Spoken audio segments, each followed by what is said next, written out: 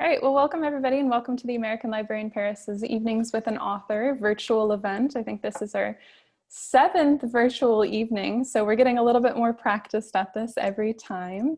I wanted to begin just by introducing myself quickly in the library, and then I'll move to introduce Traci and we'll jump into the event. So I'm Catherine Olien, I'm the Programs Manager at the library. And just to say a few words about us, we are the largest English language lending library on the continent. We're also 100 years old, so we are celebrating our centennial in confinement, which is something we definitely hadn't planned to do, but we as a staff and as a community and our volunteers and donors have jumped at the challenge and sort of figured out a way to come together, at least virtually, so we can honor our legacy and, you know, kind of continue to bond even in confinement. We're also a nonprofit and independent, which means that we rely on donors a great deal. We don't receive any support from the French or American governments. And I wanted to announce really quickly that we're phasing reopening in a major way today. We've just opened for browsing, so that's very exciting for those of you who are local and able to come into the library. We're ready to welcome you with open arms again to browse the stacks. We're continuing curbside lending also, sort of as a side offering for people who are who've grown used to that in the past month or so. But we hope to continue to have positive announcements about reopening. So just make sure you're keeping an eye on eLibris and our website and other places you can find those announcements. So tonight I'm very, very happy to be joined by Traci Brimhall, who is a poet and essayist. She's the author of 4 books, including Come the Slumberless from the Land of Nod. I guess that's her most recent. She's also the author of Our Lady of the Ruins, which won the Barnard Women Poets Prize. She also wrote Rookery, which was the winner of the Crab Orchard series in the Poetry First Book Award. And her work has appeared in The New Yorker, The Believer, Best American Poetry, among others. She's the director of creative writing at Kansas State University, and we're just so happy to have you here, Traci. Thank you for being here. Thanks, Catherine. Fantastic. So this will be sort of a 2-part event tonight. Well, a 3-part event, really. We're going to begin with a sort of informal conversation with Traci about her work and research, and then we'll move into her essay, The Grief Artist, which she's going to read aloud for us. And then for the final portion, we'll take audience questions. So I guess we can just jump into it by sort of figuring out where you are and how you were doing, Traci. Let us know. Well, I'm in central Kansas, in Manhattan, Kansas, which is the Little Apple. Very proud of that nickname in this town. So I'm here in central Kansas, and I'm actually just 20 miles from the origin of the 1918 flu outbreak. The military fort where, well, I guess there's conflicting theories, but the most popularly held is that it did start at the military base that's 20 miles down the road. So I'm really close to the origin story of the 1918 flu. And I am doing okay. Still making a lot of sourdough. Most of my vegetables I tried this year are failing, but it's okay. I'm making it. So you've got some sort of normal life happening and new confinement hobbies and kind of balancing the two, it sounds like. Yeah, it's going all right. Yeah. Good, good. Glad to hear that. So yeah, since you already mentioned that you're living so near the site of the 1918 outbreak, I wanted to just dive right in to ask you about some of your research. So it looks like you're mostly thinking about the medical art that was produced at this time, sort of people trying to make sense of the outbreak. And I know you had mentioned cartoons as kind of a surprising source for you, that you were really intrigued by the way that they were able to render the invisible visible. I wondered if you could tell us a little bit more about that. Yeah, well, I saw that the Kansas Historical Society was starting this program in conjunction with the Kansas Public Library of trying to get people to submit art about what's going on right now. So chalking sidewalks, painting rocks, like other interesting ways in which community art is sort of being created. And I was like, this is so great. I'm interested in the relationship of grief and art. I'll dig into this historically. And then looking historically, it's so fascinating to find almost nothing about this pandemic that killed so many people. And I can't find it in the Kansas Historical Society records. And even looking nationally, there's 2 or 3 painters that are always mentioned, but something that impacted the globe just seeing this vacuum, this absence, where you would think a lot of art would be about this major and devastating flu. But so I kept looking and digging and like, well, where is the art of this time? Where will I find it? And I ended up finding some interesting things in medical illustration, in capturing the images, since people in the 1918 flu, cyanosis was partially also how you diagnosed it, or it was what it looked like. It was a stage towards the end where the body turned blue. And it's a really horrible way to die, but what was sort of striking was in this medical art, it's almost beautiful. And thinking about too, what is it like to try and capture this, right? This is really common in medical art too. If you look at old woodblock prints, the bodies would sometimes be dressed up and wearing jewelry and have their hair done, but then their bodies would be open as a way of like, you know, the pedagogical with the aesthetic. And that combination is really interesting to me. And the same thing is kind of true with the cartoon nature, right? So there was, people would draw like what the germs looked like. So germ theory was not a new idea, but it wasn't a very accepted or fully accepted idea. So at this time, a lot of the information about public health was about like not sharing drinking cups, and not spitting and like other things. And one of the PSAs at the time in Kansas City was about, I'm going to read the quote because it's really good. Yeah, please do. It was to avoid kissing. It was about how kissing was at fault. And Dr. Gannon, who was on the health committee trying to fight the 1918 flu, said, there's a great deal of kissing going on in the city every 24 hours. If a ban were placed on it, there would be considerably less influenza in a few days. But what's so interesting is it was really impacting people in hospitality fields, so people who interacted with a lot of people, but yet they'll place the blame on like intimacy, familial or romantic intimacy and kissing as to blame, rather than, hey, we should, because they had the same things, we should shut down, and then people were following the rules, and all sorts of those other things were a bigger piece. But then to try and get people to understand germs, because lots of people didn't, and they had really strange ways of like trying to treat the illness, or things that strike us as strange now.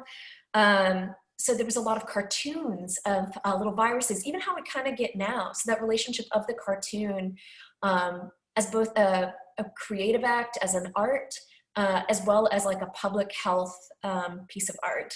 So since I couldn't find, like I just struggled to find more community-based art and community memorials and lots of other things around the 1918 pandemic, I've been thinking about those types of art like medical illustration and cartoon, which are part pedagogical, right? They're trying to teach people something, whether it's, you know, someone in the medical field or the community about the health concern. But then there's also this element of the aesthetic, like finding some of those paintings, the shade of blue, and what is it as an artist to sit there and struggle with the right shade of blue for a body. Right, to try to make it beautiful. It sounds like even if it's something that's pretty horrific and gruesome, like to try to preserve some element of, you know, some aesthetic in this really terrible image of death. That's fascinating. Yeah. And and how does that feel? Or does a medical artist feel proud of what they've made? Or an objective version of art too, or like trying to be, versus the more subjective creative pieces of artists like Egan Schiele and stuff that get talked about a lot at this time, where it's a more subjective representation than objective. Yeah. That's so fascinating. I mean, there's so much there in what you've just said. It's really rich, but I just wanted to say that those of us in France will definitely latch on to your point about being scolded for kissing. So you might know that in France, it's really, really common to be greeted with the bis, or to do bisous, you know, sort of the cheek kisses. And right away, pretty early on in the pandemic, before it was officially a pandemic with COVID, we were told to stop the bis, to stop shaking hands and things like this. So it is interesting how in this moment when, you know, countries are kind of grieving and reeling, we're actually told not to come together physically. Of course, you know, I support that. I support the findings of science, but I do think some people find it really difficult, which then shifts the tone a bit. And it sounds like you've encountered some pretty funny cartoons from 1918, really telling people, hey, we can't be doing that even within the family. you know, Yeah, they even had some things bricks don't that change. said "Don't spit," and then they had these "Don't spit" bricks put in the sidewalks to Wow, try we and could teach use those. people. Yeah, Yeah. because they didn't understand, right, that your mouth is where a lot of those germs would be that are being spread, and so these Right. public health campaigns, bricks. Don't Yeah. spit on me. Just think it's kind of Absolutely. funny too, and humor, because I read about grief a lot. Humor isn't a thing I get to do a lot, Mm, so some of that stuff is kind of fun to look into, rather than in cartoons, right? Can be quite funny when yeah. they're also trying to communicate something serious. Um, so that's been kind of fun and interesting to look at while thinking about the relationship of art and grief. And I wanted to jump into something else that you've sort of just started to get into, which is the sense of, you know, there were millions that were killed by the 1918 pandemic, and yet we have very few memorials, or even sort of, you said you'd had trouble finding public records for sort of the impact of this pandemic on the States, or globally perhaps too. And I wondered what your thoughts were about why we don't see those memorials as we do for, you know, war heroes or battles or any other sort of events, even terrorism that causes sort of a mass death. I mean, what is the reason that we don't see those for pandemics? And I think unless you see a specific tombstone as already a memorial, because I think Mm, I read something too that every single Kansas cemetery established before 1918 has a victim of the flu in it, in at least the state of Kansas. I can't speak nationally. And for the centennial in 2018, a couple were erected in a few states, but it hasn't been very popular. And so a couple of ideas around this. So one is, this was right also at the end of the Great War. And then we have something big, like a victory, and we're proud of it, and like, it's the end. mm-hmm. And so American optimism to just like look towards the future. Let's not dwell on the past. Let's not think about this. And a war also gives you an enemy. And so there's also this like, we fought, we won, and they were bad and we were good. And a flu, a pandemic, the enemy is this tiny invisible thing that you only see in a medical drawing or cartoon. And the heroes, in this case also, were doctors to some extent, but largely nurses. So also these nurses that I want to point out, all of the other people who were trained nurses were already off at war for the most part. Many of them, right? And so it was recruiting a bunch of new nurses, taking a lot of young women, training them up, to take care of sick people, and they're the ones on the front lines providing care. Front lines, still using the war metaphor here, providing this care, and they did see a better health outcome to people who had good nursing. But otherwise, we don't have, there's no statue of a nurse doing her best kind of memorial. And I think it's also, it's an invisible enemy. Mm-hmm. It's something that we can't picture. And again, it was, who are the heroes? Who's the enemy? I think people struggle with that. And after all of the death of the war and the flu, let's just focus on, we did it, and focus that way. And then that's the theory of maybe that's why. Though it is interesting to see, you're celebrating your own centennial, but like at another centennial We are of the a 1918. happier centennial. Yes. But that people are interested in looking back and giving, there's lots of records of like historical talks on it, a couple of memorials, more conversations about it, but it seems like only with time, and this is common with lots of kinds of grief, of like only with the benefits of time are you able to look back and see something and see it well. So maybe there's something too to how much time we need from an event in order to properly see it.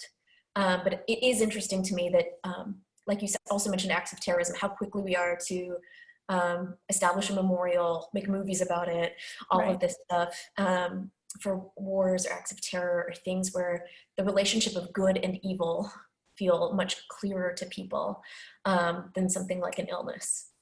Yeah, absolutely. I think that makes a lot of sense. It's sort of confusing to to lift people as heroes against an invisible enemy, though I think we're sort of coming to terms with that more and more, especially with more of the feminist discussion of, you know, doctors and nurses who were female, maybe in the States, especially as more of the men were at war, who were coming to the front lines. And, you know, it's also okay to erect a statue of a woman now. So that makes me a little bit more hopeful, I think. So yeah, it's interesting that you mentioned the role of time or even distance in the grieving process, and that some of the kind of reckoning of these major events or the pandemic can happen not within the lifetime of those who lost a loved one, but would come well after. I mean, did you see any kind of generational aspects to the centennial? Were there, you know, relatives of those who were lost in the pandemic who came and specifically wanted to connect with people that had been lost in their family, even though they obviously had no connection during the lifetime?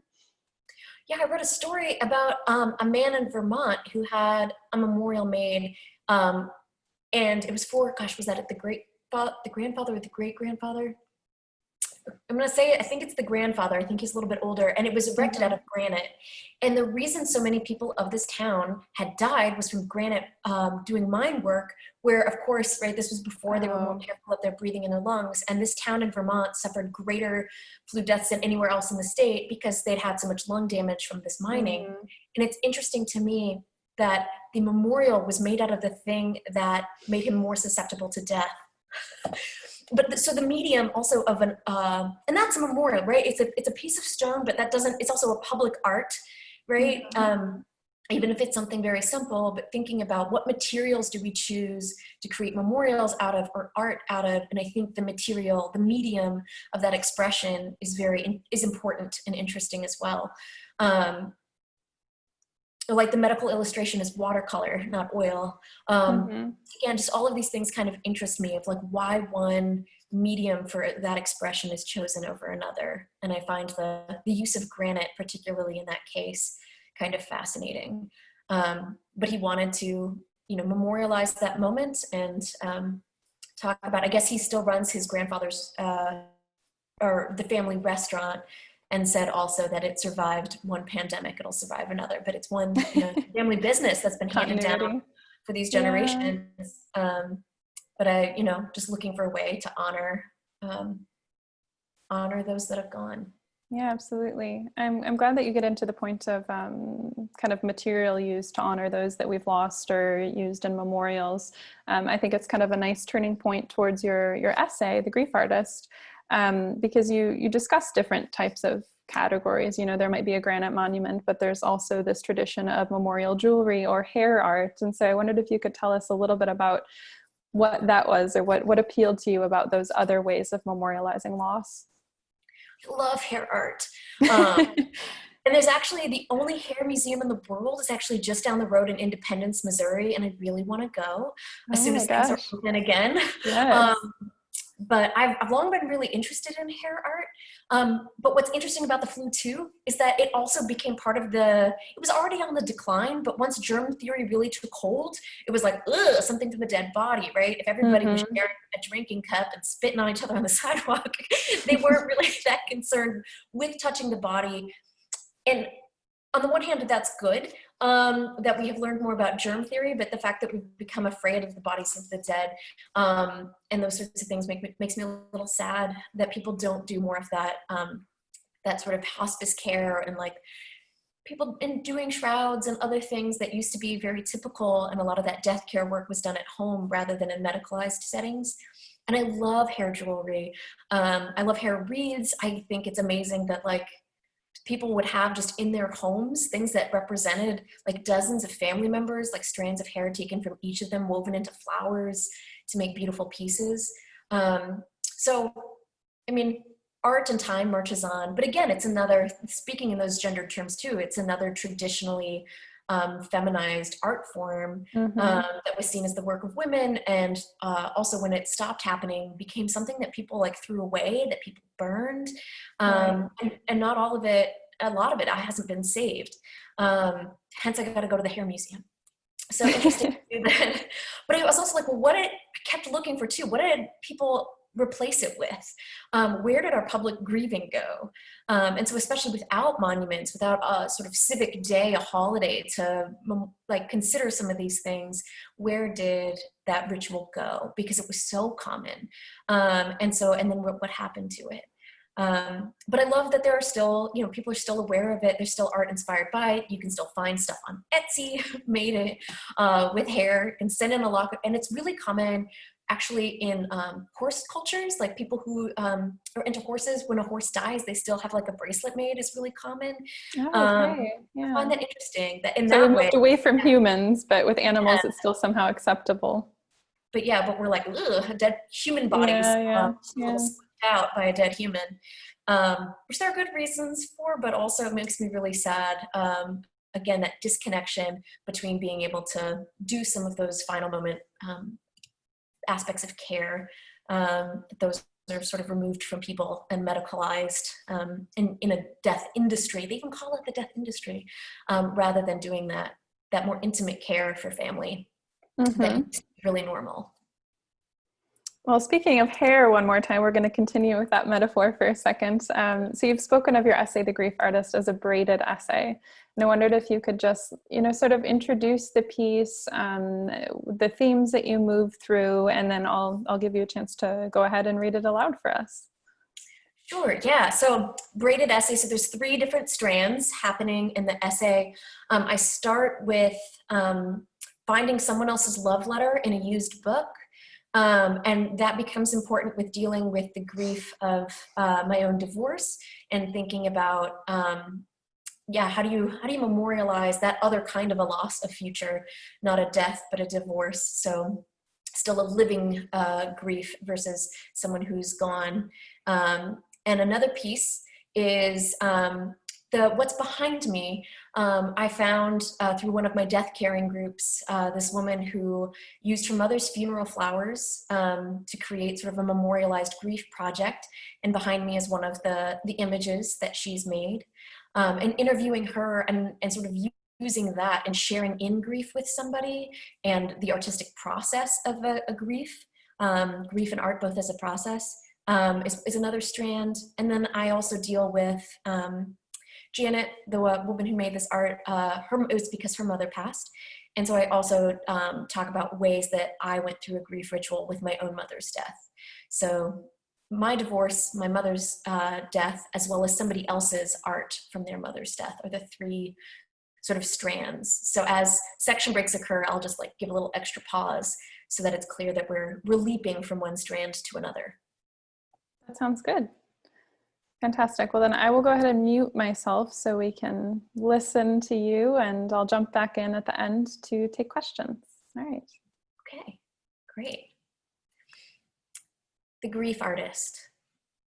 I tear the hearts into pieces, dumping them into the blender strip by strip. Sometimes I peel the paper hearts apart around certain words, and other times I watch their shrinking geometry after each incautious rip. Then I add water. Then the loud whir of the blade, turning old love letters full of adorations and apologies into fresh pulp. The notes written on pink hearts in Sharpie fell out of a picture book years ago. I'd purchased my son a story about a panda in striped shorts and a red parasol, and when I opened the glossy pages, out fell 40 construction paper hearts in different shades of pink. The smallest hold only their own color and classic shape. The next size up contains fragments and implied praise, quote, your voice, your hair, your happiness. As the hearts grow bigger, the messages get more complex. The lover tells their beloved how much they adore them. The lover thanks the beloved for their care and also for sharing their joy of Animal Crossing. The lover says they will always look forward to underwear, Netflix, and Bloody Marys. I enjoy the particulars of their relationship more than the general adorations, but I know when the hearts tumble into my lap that their discovery in a sold book must mean that the love is over. The much-loved voice whispers endearments to someone else now. The hair has someone else's fingers in it. When old notes of someone else's love littered my legs, I couldn't bring myself to throw them away. so I tucked them away at the top of my son's closet. This gift between lover and beloved was sold for a few dollars, the messages inside forgotten. Of course, I did not think I had any right to these intimacies, but these strangers once loved with hope, and I wanted to steward this part of their story to some other ending. Someone in my group for hospice workers shares the article on flowers as a grief ritual, and that's how I discovered Janet. I quickly read the news story about how Janet uses the dried flowers from her mother's funeral to make new images for 100 days. Each day she creates, photographs, and takes each picture apart so she can use the petals and stems again the next day. I start to follow her Instagram account, eager for the inevitable startle of each bird rendered from old roses or flattened carnations transformed into the segments of a caterpillar. It's so common to see birds and insects as visitations from the dead, but I love that in Janet's work, the visitations appear like a form of summoning, a new life from a dried petal. Scrolling through the 100 days feels like a catalog of grief. The work seems to change so fast, from playing with the shadows each dried bloom cast, to abstract shapes, to the more mimetic pieces that become common towards the end of her project. Some pieces she returns to often, using that leaf until it breaks apart or is abandoned or used for what it now resembles. It reminds me of the art Victorians made from dead loved ones' hair, crafting jewelry and tableaux, somehow taking what feels ephemeral or like detritus and making something nearly permanent.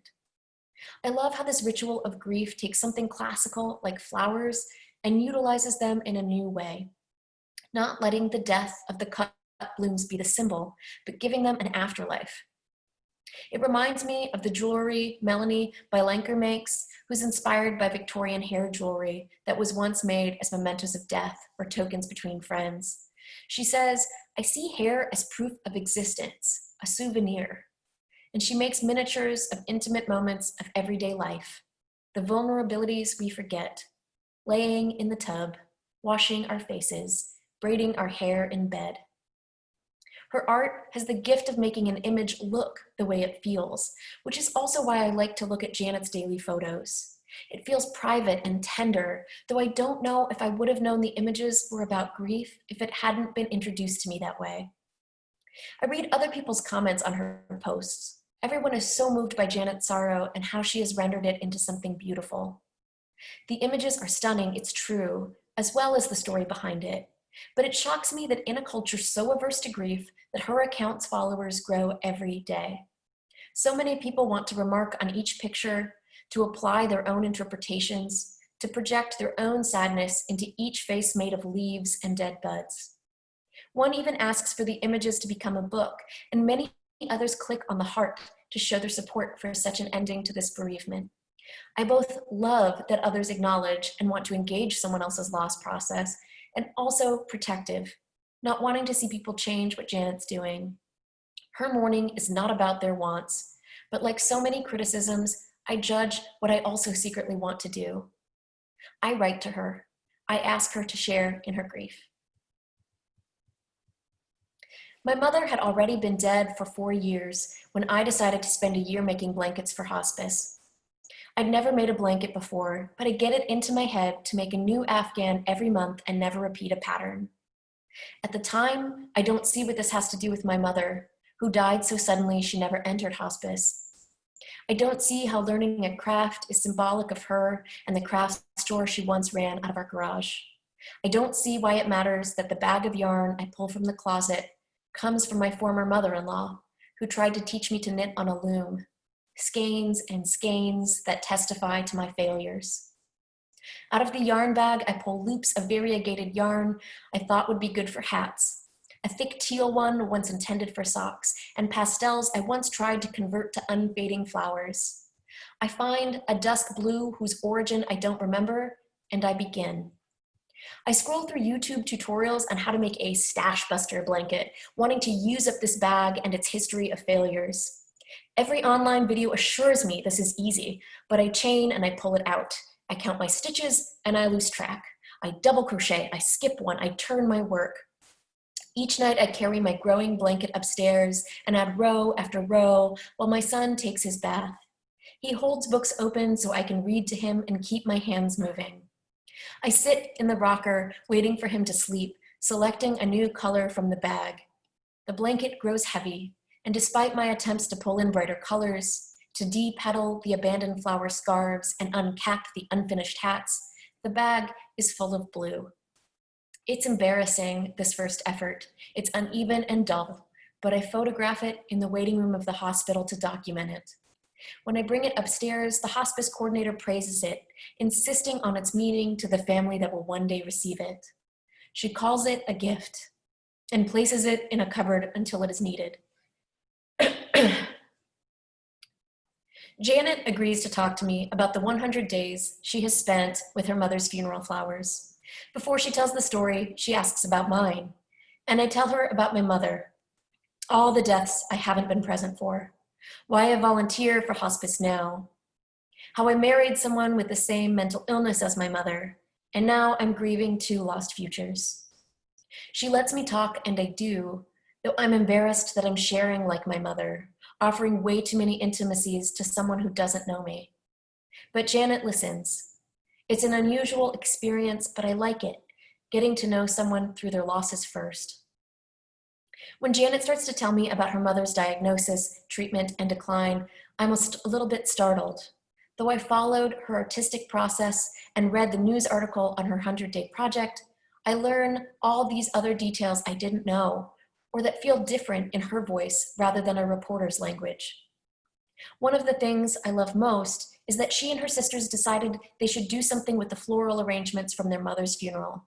But they didn't know what they wanted to do, and they didn't know how to dry flowers. But they cleared off the dining room table and set up a press. I like thinking of this physical work, part cataloging, part physical effort. They spent 3 weeks taking the bouquets and preserving them, tucking them into containers. And then they sat there for months. I nod on my end of the phone, knowing sometimes we have to wait. Janet's 100-day project began without a clear idea at first, but the 100 days felt like safe time, a chance to be okay with what came out and how she was feeling. She tried to begin without intention and see what expressions came through, and she took each day's photograph and posted it to Instagram before she fully saw what she had made. She says people always comment on the emotion of each piece, but when she's making them, she's not aware of what she's feeling. I nod on my end of the phone again, understanding that creativity and grief both take us outside of time. She also tells me I'm not alone in wanting to talk about this project. After her local news station did a story on the 100 days, it got shared, and people all over the country started to reach out and share their grief stories with her. People have asked her to make one figure a character so their daughter can write stories about it. They want to set her images to music. They want to have the coffee table book of these pictures. I am guilty of this too, though I am less clear about what I want. But perhaps it's all the same lonely desire to hold up the loss and have someone see it. I don't know why it resonates, Janet says. It was the worst day of my life, but I know it matters that you're not alone in it. With her voice on the other end of the phone, I don't feel alone. I take notes. I watch tulips pinken the garden. A few weeks after I talk to Janet, I get the heart-shaped love letters down from my son's closet. I know what I want to do with them. I read through them again, touched at the small intimacies of this love, but they also summon foreshadowing's inevitable surprise.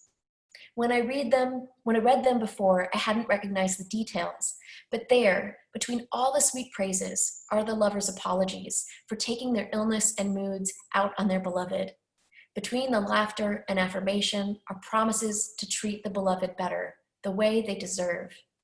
I still feel a shadow of that former grief for these anonymous strangers who seem so young and earnest in their affections, but this time I also feel relieved that it's over. The book still sits on my son's shelf and it's still read, but the evidence of what those two people tried so hard to achieve is now a hot pink pulp in my blender. I go upstairs and take a shoebox out of my closet that I know contains my own love letters. Although I painted walls, changed the layout of rooms, and refurbished old furniture since my husband moved out, I did not touch the box that holds old anniversary and birthday cards, the notes he'd tuck under my windshield in parking lots.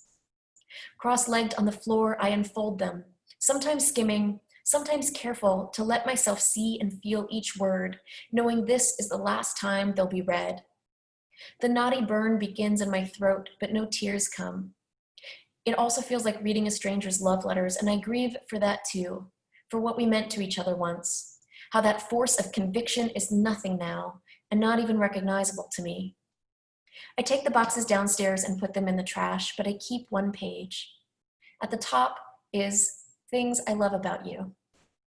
I tear it into even strips and add it to the blender. It feels nothing like pain, only concentration and tactile effort to make each division end up in equal parts. I don't know why my failed love story belongs with the hearts of others, but I trust my instincts and turn the dial to low. Although my first hospice blanket was a blue embarrassment, and my second was even uglier, I almost made something beautiful the third time. I learned how to make something small, something basic, something I could easily take with me, so I did. For Christmas, I wanted to give my son what my father had given me, experiences rather than things. So I booked us on a train from Kansas City to Chicago and bought tickets to spend the night in the Field Museum. We watched the wintered field outside, and my fingers learned the muscle memory of wrapping yarn around a hook and pulling. My son wanted to go to the viewing car, so we went, we sat, we viewed. I pulled cranberry and lavender and sea moss through loops and tied them off, made a new slip stitch. In the middle of winter, my lap became a garden bed. My son rested his head on my thigh, so I tugged the yarn gently over his forehead, tying on a new color, watching white fields unscroll past our window. When we returned from our trip and I started to set the granny squares on the carpet, I could see the floral patterns emerging, but I could also see the train stations, the cartoon mornings and hotel rooms, the night next to taxidermied birds, looping and pulling, while my son snored along with all the other children asleep on the museum floor. I learned new stitches for connecting disparate pieces, joining the pinks and purples with the teals and yellows, making a whole out of bright and distinct parts. My back ached, bent over the squares, attaching, reordering. I didn't want to give this one away. I'd finally made something good, something that required my whole body to finish. And it had my memories in it.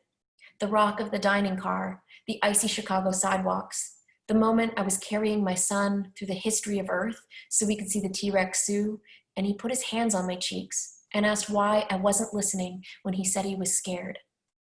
And I laughed at the joy of it, of having this boy who knew his feelings and who knew they were important. I carried him out of the dark labyrinth of time, and we went where we were both happier, the Hall of Plants. Everything saved and posed in their stages of growth. I finished edging the granny squares in white and brought it to the hospital, laying it on the waiting room chairs to photograph before bringing it upstairs to the hospice coordinator, who tells me again what a gift it is. And it is. I know it, but it still hurts to let it go. After I give away the beautiful granny square blanket filled with memories of my son, most of my blankets turn out well. I make a log cabin, a drunken granny, a mile a minute, a multicolored chevron. Each month I attempt a new pattern. I make mistakes. I get better. When I take them to the hospital and drape them on chairs in the waiting room to photograph, I start to get compliments and I believe them. They are lovely and bright. I make one of sunflowers out of a pattern I make up on my own. It seems to glow on that chair before I fold it and hand it to the hospice coordinator. It reminds me of what Janet says about the most important day for her, day 87.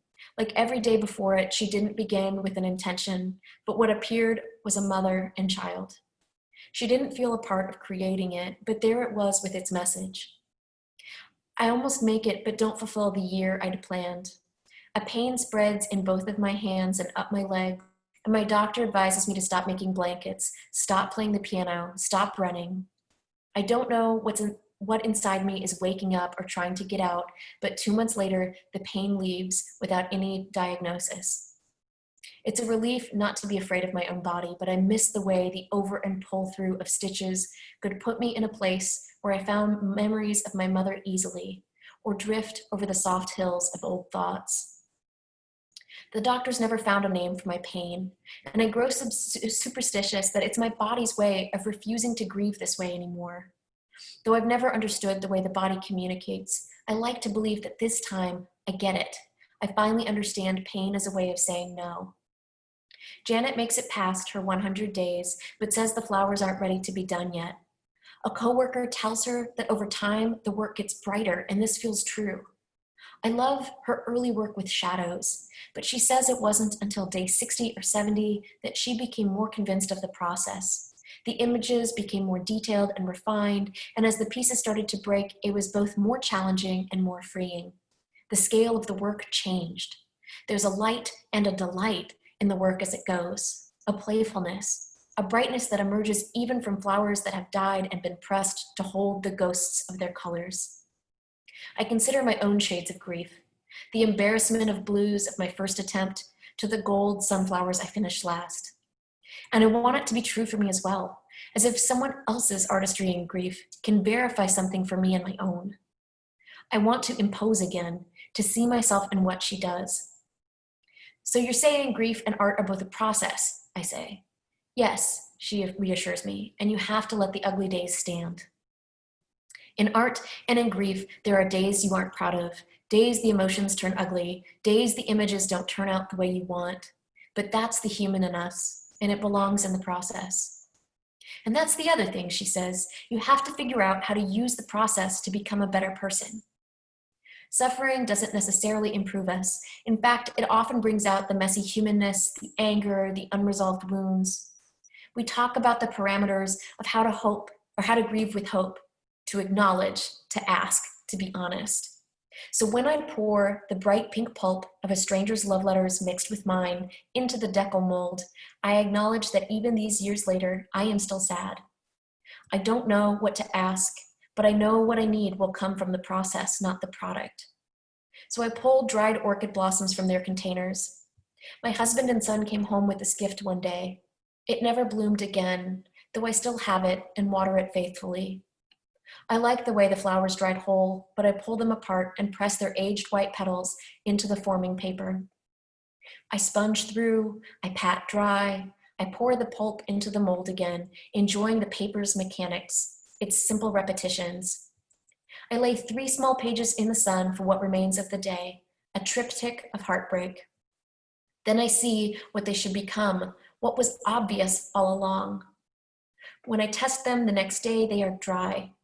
I can see the loops of my ex-husband's cursive.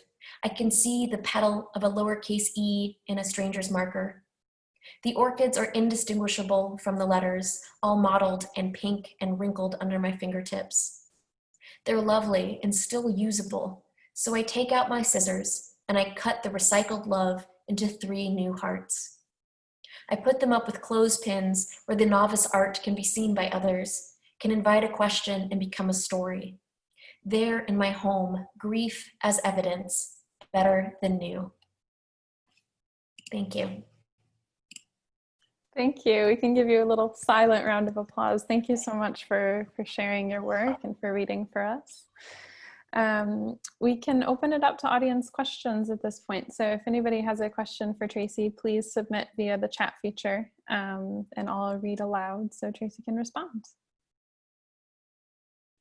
Might take people a couple of seconds to type if they've got something in mind. So I might begin by asking you, Traci, where can we read the essay once it's complete? Well, I've submitted it to a couple places that I haven't heard from yet. Okay. But it's also part of the manuscript in progress that I have right now. That I hope I'll be done with within the next year, which is, I'm calling now The Grief Artist. It used to be called Studies in Darkness, but I hope now that it is called The Grief Artist. And this consideration of different ways in which we grieve through art, through other ways people try and find a new ritual for their grief, right? Because if we don't have these public ways of grieving, we don't have a time period to wear black, we don't make hair jewelry, we don't do these things that, you know, for a long time were this very public way of acknowledging loss. What are the ways that we do that? What are the rituals that, you know, Janet made her beautiful flower pictures, but what are the ways that we process that and figure it out? So definitely about grief, but hopefully not a total downer. of a book, but hopefully there will be a book soon. And then maybe somebody will pick up that essay, but it's nowhere yet, just here. You're the first ones to hear. You're premiering for us. That's so good. So generous. Thank you. Uh-huh.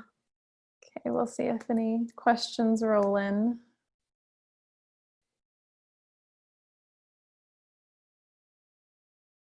I might be selfish and ask one more of my own while we're waiting, if nobody Sure. minds. So I'd actually read a version of this essay last night, and early this morning again, I took a second dive into it, and you cut some portions out just in the interest of time. I found some of those really fascinating, sort of the relationship between physicality and grief, or there was the anecdote about the astronaut. Yes. Oh, it was so good. I mean, it's really unfair of me to mention that because of course you have to cut things and we don't have hours and hours to discuss about this, but I don't know. I wondered if you could say something for us about the physicality of grief. And you talked about your own experience of having, this pain from knitting that had to be resolved, but I thought that was just so profound. Yeah. So people might have noticed all the traces of I put my whole body into this blanket. And how I liked imagining the physicality of the flower pressing, because one of the things I was trying to figure out was the relationship of the body to grief, and why maybe what the body goes through in grief, because there's also, I include other stuff on scientific studies on grief, and what physically happens. And the most common physical response was also, related to how my mom died, and she died less than a year after her mother. So thinking too about how the body responds in grief. And in the anniversary of the moon landing last year, I was watching a lot of movies and documentaries on space. And one was, it's the astronaut Ken Bowersox was in the International Space Station when the Columbia came up. All those astronauts in the space station doing their experiments, sending their videos back home. And as some of you might remember, upon reentry, the Columbia broke up and everybody died because something had been damaged during takeoff. And in the documentary, Ken Bowersox, the one who'd been on the International Space Station, who'd been the last person to see all of those people alive, said something about it. And my boyfriend said I was wrong about what he meant, but he said what was so hard was the physical part of grief, that it took so long. And I really related this to the function of gravity, about the need to return. And I do this research into whether or not you can cry in space, and what does that feel like? What does that mean? Mm-hmm. It actually hurts more to cry in space because your tears get stuck on your eyes. You have to pluck them off. So you can physically cry, but they don't fall. But yeah, just that maybe we need some sort of physical, and that was part of the pleasure of doing the blankets, is because writing poems, doesn't for me involve my whole body, and maybe I need to find ways to do that, but just being able to do physical work to process some grief felt really important. But in the longer essay, it's still there, but I do wonder, does it need to be there? I just love this story so much. I really wanted other people to know about Ken Bowersox and maybe why we need gravity to grieve. Yeah. Well, we do have a couple of questions from the audience coming in, so I'll jump right into those. So Alice is asking, are there any artistic expressions coming out of this particular moment, this pandemic or racial reckoning, that strike you as especially noteworthy? I think some of it is still to emerge, right? And so I've also seen people say, I've been trying for 30 years to write a poem about lynching. No, I don't have it ready for you right now. So I've seen some artists really resist writing to the moment, or say I'm still trying to write certain things. It's speaking about the racial reckoning that's in the question. Right.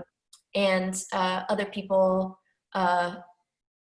say, who do have the work, who can write in that moment. And that was interesting too, to see some people, everybody's response to sort of experiencing this sort of collective anxiety of this moment, that some people really double down, and we're going to work, and we're going to set this thing up, and we're going to respond in this way. And other people have to shut down and close in and go very inward. But for some people, organizing and working is energizing, and some people have to retreat. And I don't think any response is wrong. But speaking about that in the pandemic as well, I think people are more aware, or trying to document, I mentioned in the beginning, Kansas is tell us your stories. In part, one of the things I find kind of different about what I'm seeing in the art, at least in the community-based art here, is that a lot of it is about taking care of each other, rather than here's my expression of my feeling. It feels about the community, and that's why I'm really glad they're recording some of these things, because I'm sure some of this stuff happened in 1918, but there doesn't seem to be as much documentation or as much memory about it. But like pieces of art that are meant as expressions of care for others, not just about one's own expression of one's own loss. And that was interesting too for me about like finding Janet and really wanting to feel connected is, while grief is individual, it is also collective. And community is really important, I think, in understanding and processing, especially as we don't have any more public, viewable expressions of that loss. So. Yeah, thank you. I'll move on to Kitty's question. So she says, thanks so much, Traci. So beautiful as always. I'm wondering if you might speak about the relationship or differences between writing poems versus essays. I think one thing is I'm just getting older. I like spending much longer thinking alongside an idea.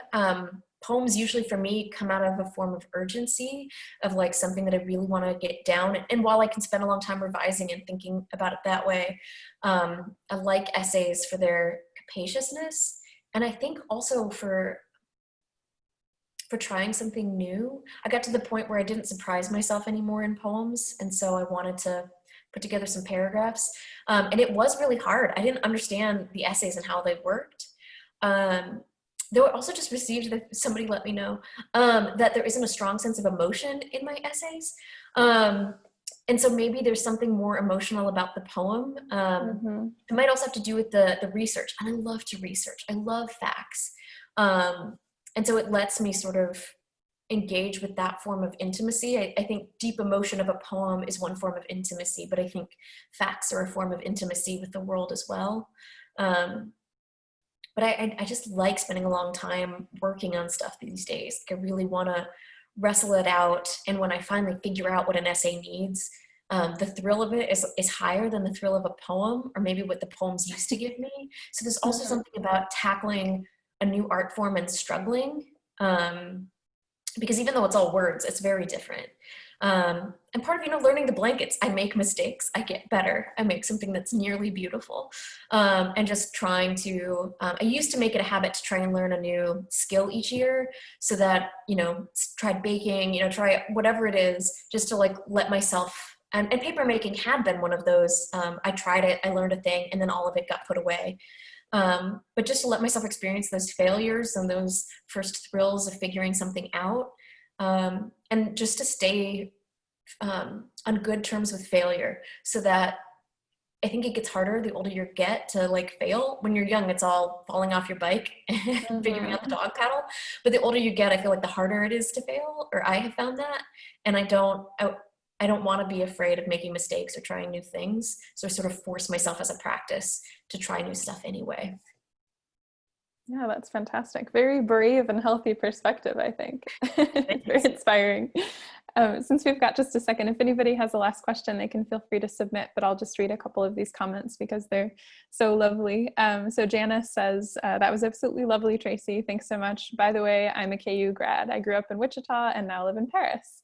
So she wants you to come visit us sometime, which I will second. And then Kate has written, your presentation was so moving and thought-provoking, Traci. Thank you. So that's great. Thanks, well, everyone.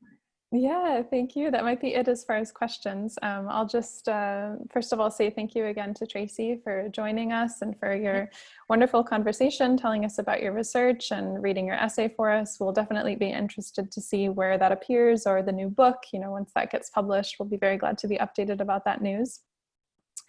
And I also wanted to mention just a couple of programs that are upcoming at the library, so that everyone knows that, they continue to be public and free. And so you can feel free to check out our website or our Facebook page, or any number of places where you can register for those upcoming programs. The next one will be on Tuesday, the 23rd, and where our visiting fellow, Mark Brody, is going to be speaking about Napoleon in exile. So that's also an interesting connection to make right now, you know, the whole confinement versus exile thing. So that should prove a very interesting conversation.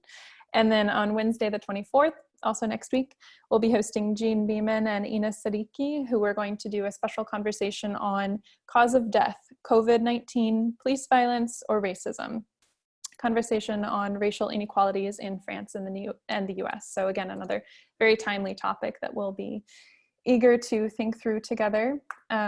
Thank you everyone for joining us again. I just also wanted to mention that, you know, it said in the beginning, the library is a nonprofit, and generally at our public events and in the very beginning of the event, we have an opportunity to welcome donations of 10 euros or, you know, the US dollar equivalent if people are interested in giving. And if you enjoyed this program today and would also like to donate, I've already sent out the link in my email. You can just go ahead and click through there and show the library your support. So thank you very much, Traci. Thank you for having me. Yes, and thank you everybody for being here, for your wonderful questions and comments, and I hope to see you again soon in Zoom or in person. All right, take care. Bye. Au revoir. Au revoir.